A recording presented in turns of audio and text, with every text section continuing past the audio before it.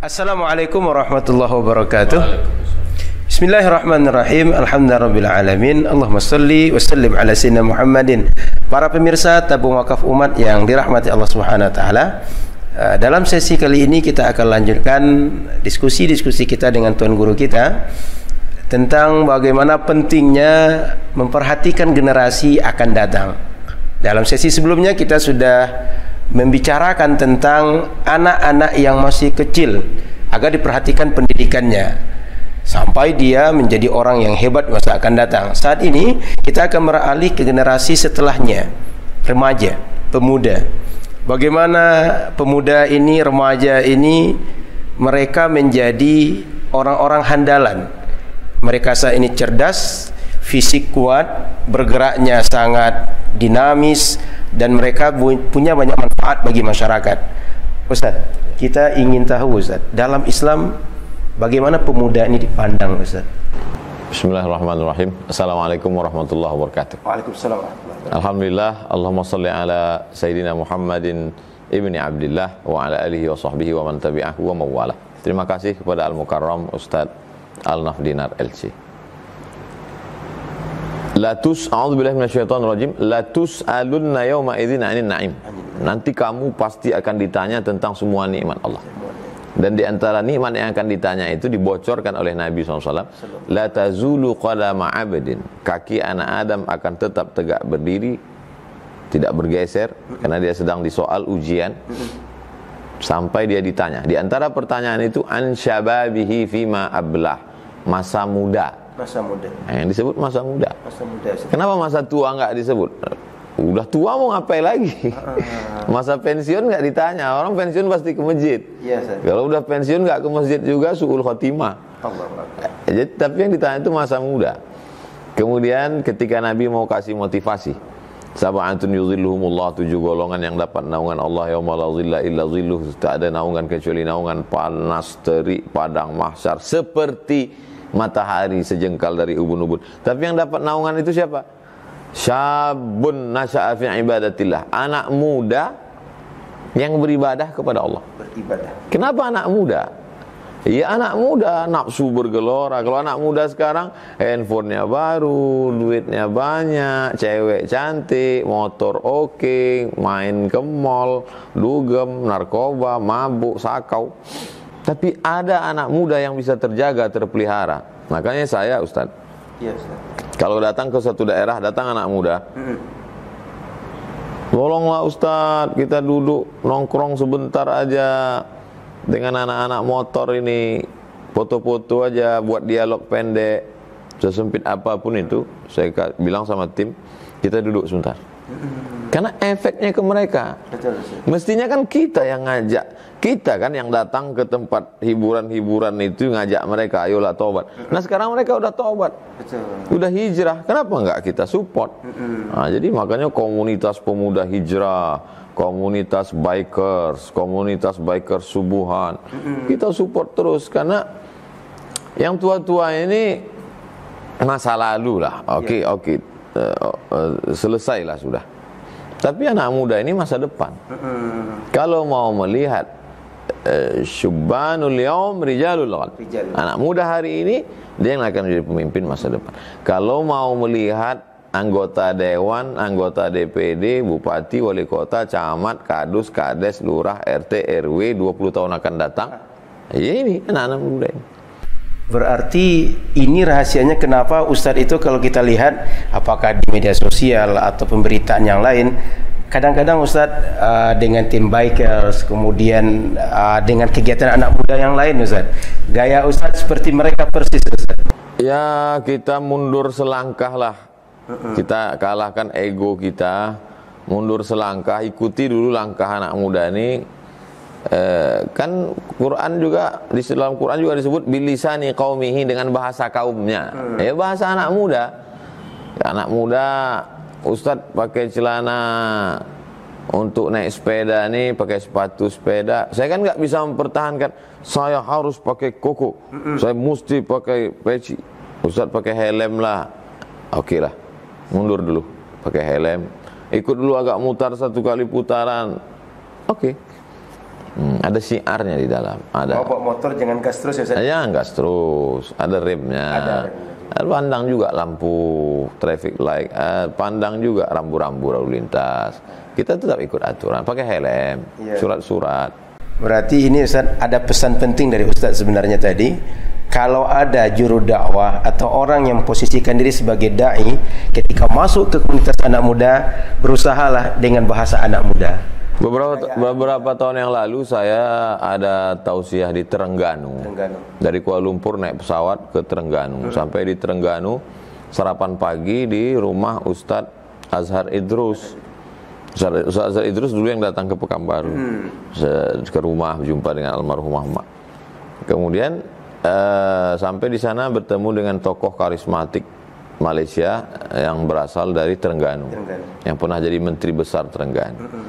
Jadi dialog itu diantara pesan beliau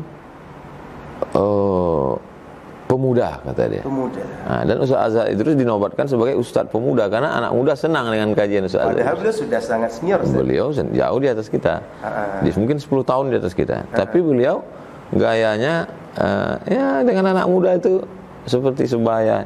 Saya berharap walaupun saya 10 tahun lagi, mudah-mudahan masih tetap bisa dengan anak-anak muda. Ya. Jadi anak muda ini harapan, mau nggak usah mulu-mulu lah, mau aja mereka ke masjid ngaji, hormat orang tua, sayang ke ulama, itu udah prestasi. Bahwa bisa lebih daripada itu, mereka menjadi hafiz, kemudian itu udah oke lah, itu plan B lah. Nah, A-nya ya dekat aja ke masjid dah. Berarti Ustaz dekat dengan anak muda ini minimal dia sudah mau ke agama dulu. Insyaallah. Kalau sudah mau ke masjid, sudah mau mendekati orang sholat, mudah-mudahan nanti lebih baik setelah itu Ustaz ya. Dia berhenti buat dosa aja udah alhamdulillah. Sudah alhamdulillah. Berhenti pacaran, berhenti maksiat, berhenti game online, dia berhenti itu aja. Udah ada remnya dikit, ada rasa takut sedikit aja itu udah alhamdulillah. Alhamdulillah. Jadi Ustaz, di Pekanbaru, anak-anak muda ini kalau mereka waktu libur tidak, sekarang kan pandemi Ustaz, mereka tidak ke kampus, kemudian mereka mungkin tidak banyak kesibukan Ustaz. Saran Ustaz kalau anak-anak muda Pekanbaru, apa mereka buat sebaiknya Ustaz? Banyak hal yang bisa kita buat yang produktif. Misalnya buat konten, karena anak muda sebagian udah punya grup, punya komunitas, ada akun FB, Instagram, buat konten video pendek. Buat video pendek kan nggak dilarang. Waktu PSBB pun kumpul-kumpul ya nggak boleh. Kalau sendirian, sendiri misalnya pergi tapi tidak melanggar peraturan. Kalau nggak boleh, tidak boleh foto di jembatan misalnya, ya jangan. Karena malah nanti orang salah fokus bukan pada pesannya, malah pada melanggar aturannya. Banyak yang bisa dijadikan konten di Pekanbaru. Misalnya sejarah Pasar Bawah, kemudian sejarah Jembatan Leton, kemudian pergi ke pelabuhan Sungai Duku, bagaimana kapal jelati, kemudian nostalgia masa lalu, rumah adat lembaga adat Melayu, kemudian tugu pesawat dulu yang di depan kantor gubernur, di mana dia sekarang, buat konten ceritanya gimana pesawat itu.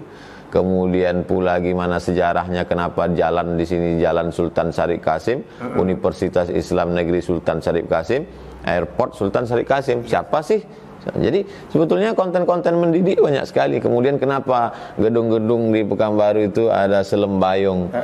Apa cerita Selembayung ini? Kemudian pula kenapa gedung Kaharudin Nasution dan di sampingnya Suman HS? Siapa sih Suman HS? Siapa sih Kaharudin Nasution? Kemudian ada pula patung Japin. Apa sih Japin itu? Berasal dari bahasa apa? Dari mana asalnya? Gimana ceritanya hubungan Melayu dengan Japin? Banyak sekali konten yang bisa dibuat. Berarti Ustaz, mereka bisa menyalurkan hobi, satu sisi bisa mengungkap mungkin sejarah Ustaz, mungkin khas satu daerah, memperkenalkan Riau, memperkenalkan Melayu kepada masyarakat. Belum lagi makanannya, belum lagi kain songketnya, belum lagi lempuk duriannya.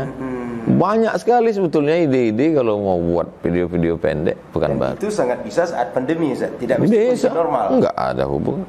Cerita masjid aja satu-satu. Gimana cerita sejarah Masjid Raya Senapelan, kemudian gimana Masjid Agung sejarahnya kok bisa sampai 11 hektar besar sekali macam Taj Mahal.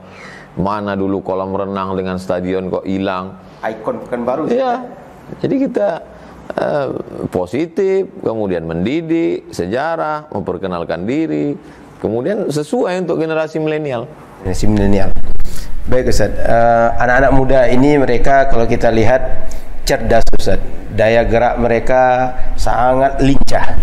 Cuma Ustaz, hari ini HP ini Ustaz, HP kadang merusak tontonan. Tidak, dulu orang mungkin di TV, mungkin pergi ke bioskop atau pergi ke warnet baru rusak, sekarang di HP Ustaz. Bagaimana sebaiknya menurut Ustaz anak muda memanfaatkan HP ini Ustaz? Atau bagaimana mereka interaksi dengan HP mereka Ustaz? Saya baru punya email tahun 1999. 99. Waktu libur baru buat email. 98 sampai Mesir, 99 mulai ada warnet. Usia 22 tahun Ustaz. Baru ada warnet, situlah punya email pertama kali, yahoo.com. Barulah tahu MIRC, chatting. Iya, waktu itu telepon murah dialpad.com dari Kairo. Artinya waktu itu kita gangguan itu pun pergi ke warnet, di rumah nggak ada. Sekarang warnet itu di dalam kantong kan? Dalam kantong kecil bisa dibawa kemana? Dulu murah 1,5 pon 1 jam, kemudian murah lagi berlangganan bisa 50 kirs. Sekarang orang beli paket sekali dipakai. Jadi memang godaan sekarang luar biasa. Nah, kita kalau hanya melarang ini haram, ini nggak boleh, terus yang halal mana? Ya ayyuhalladzina amanu, hai orang beriman, la taqulu ra'ina, jangan kamu katakan ra'ina. Tapi Allah kasih solusi dua. Wa qul unzurna wasma'u. Jangan ra'ina, tapi pakai unzurna wasma'u. Nah, kita ketika kita melarang konten, ini konten sampah nih, ini konten nggak mendidik nih, yang halal mana? Jadi kalau mau buat lomba vlog, lomba konten, lomba. Jadi yang kalah dia nggak merasa kalah dalam kontes itu bukan selamanya kalah, karena ketika diupload boleh jadi yang banyak viewernya yang kalah. Betul Ustaz. Kenapa? Karena yang akan menilai ini kan dewan juri yang nilai. Tapi nanti yang menilai adalah masyarakat umum melihat. Dan setiap kepala kan lain pandangannya. Daripada konten makan kecoa, jilat WC, ya, konten porno, nauzubillah. Oleh sebab itu bagaimana kita membawa jangan searus saja, jangan searah saja. Harus ada perbedaan, harmoni. Di situ ada keindahan. Ada keindahan di balik ketidakseragaman tadi. Iya. Sekarang kan cenderung seragam dalam maksiat. Itu yang kita nggak senang. Kita mau ada anak muda tidak bisa dikeluarkan dari keanak mudaannya. Kita mau anak muda jadi orang tua, salah. Membuat anak muda jadi orang tua, dia kehilangan masa indah. Tapi kita bisa isi masa muda itu dengan hal bermanfaat. Sahabat Nabi Abdullah bin Umar, anak Umar bin Khattab, minta izin mau ikut perang Badar, nggak diizinkan Nabi. Kenapa? Nggak cukup umur. Belum 15 tahun Ustaz ya? Artinya apa? Artinya dia anak-anak kan? Tapi ingin ikut jihad. Enggak, kata Nabi, jangan, belum cukup umur. Artinya berapa umur dia ketika itu? Di bawah 15. Kemudian Abdullah bin Abbas radhiyallahu anhu ketika Nabi meninggal umurnya 15 aman, 15 tahun. 15 tahun sekarang anak SMP kelas 3. SMP kelas 3 dia sudah jadi ahli fatwa di antara para sahabat. Jadi jangan bayangkan kalau udah nyebut sahabat Nabi lalu dibayangkan jenggotnya putih semua, tua. Anak-anak muda. Ta'allamtuhu wa hadzaqatuhu. Ketika aku sampai ke kota Madinah, aku belajar bahasa Yahudi. Aku pelajari dan aku paham. Aku yang menerjemahkan surat-surat Nabi dan menerjemahkan surat orang Yahudi kalau datang ke Nabi.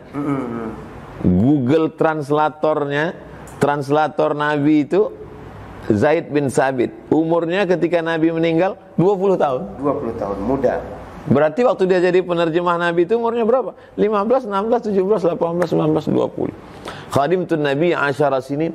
Aku yang mengawal Nabi, kemana Nabi aku ikuti, aku menjadi staf dekat dengan Nabi. 10 tahun aku menjadi staf Nabi, staf khusus Nabi, kata Anas bin Malik. Dan ketika Nabi meninggal berapa umur Anas? 20 tahun. Jadi waktu dia jadi staf Nabi itu umur 15. Indah sekali mereka, kehidupan luar biasa. Arti banyak sahabat ketika interaksi dengan Nabi, masa produktif mereka di usia muda, ya Ustaz? Sebelum Nabi meninggal, Nabi pernah mau mengutus satu pasukan. Panglima perangnya Usamah bin Zaid. Umur Usamah 18 aman, 18 tahun. 18 tahun. Anak 18 tahun panglima perang. Tamat SMA sekarang. Tamat SMA. Luar biasa. Di masa Rasul usia 18, usia 15, usia 13 ada jiwanya ingin jihad, memimpin perang, penterjemah bahasa asing yang hebat. Kemudian ada lagi periwayat hadis. Abdullah bin Umar, Abdullah bin Abbas, mereka kan muda-muda, ya Ustaz. Hari ini kalau kita dengar hadis Nabi, rata-rata riwayat mereka yang sampai, Ustaz. Riwayat anak-anak muda. Anak-anak muda. Artinya anak muda hari ini kalau ingin mencontoh, contohlah mereka ini. Para sahabat Nabi di usia muda, banyak sekali hal positif yang mereka wariskan untuk generasi, bukan hanya 1 tahun atau 10 tahun setelah mereka, Ustaz, tapi sampai kita 14 abad, Ustaz. 14 abad. 1400 tahun sampai hari ini nama mereka tak pernah berhenti, setiap detik namanya disebut di India, disebut di Pakistan, disebut di Amerika, disebut karena setiap orang terus mengaji. Ani bin Abbas radhiyallahu anhu, Ani bin Umar radhiyallahu anhu, an Abdullah bin Amr bin al-As radhiyallahu anhu. Berarti sayang sekali, Ustaz, kalau ada hari ini anak muda, mereka masih sibuk sekedar main HP, kemudian mungkin chatting, mungkin update status, tapi tidak punya warisan untuk masa akan datang, Ustaz. Ya, sekedar numpang lewat aja. Lahir, pernah ada, habis itu game online, mabuk, pacaran, sakau, tabrakan, overdosis, mati. Tidak pernah disebut lagi. Ini seperti kucing aja. Pernah ada, habis itu jalan sana, jalan sini, makan, minum, kawin, mati. Jadi hidup ini nggak pernah berkarya dalam hidup. Pernah buat apa? Apalah makna hidup? Ulaika kal an'am. Mohon maaf, yang ngomong ini bukan saya, Al-Quran. Allah dalam Quran. Ulaika kal an'am, mereka seperti binatang aja gitu. Balhum adall, lebih hina daripada binatang. Ustaz, anak muda ini seperti kita sebut, mereka punya potensi. Dahulu para sahabat mencontohkan demikian.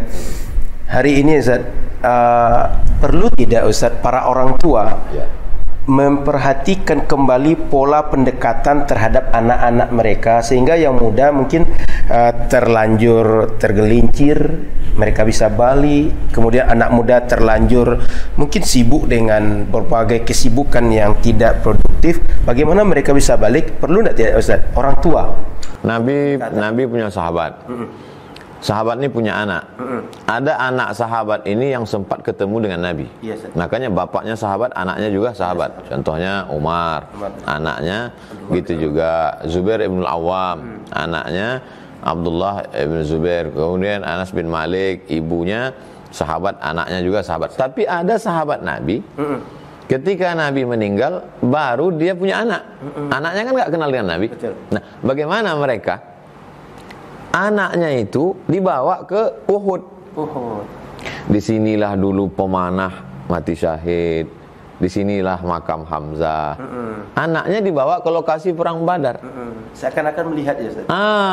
Jadi sekarang kalau ada program pergi umroh, yang kelebihan rezeki kan sering tuh kita bawa anak-anak muda. Tapi kalau sekedar pergi, habis itu tawaf, sa'i, pulang, napak tilas sejarahnya kurang. Efeknya mana? Coba dibawa yang mengerti sejarah, naik ke atas Jabal Rumat. Sinilah pasukan Nabi beserta sahabat. Ketika sahabat berhasil di bawah, datang 70 pemanah dari atas turun mengambil harta ghanimah. Begitu pasukan sniper dari atas kosong, berputarlah Khalid bin Walid, waktu itu belum masuk Islam, dari belakang menyerang pasukan Nabi.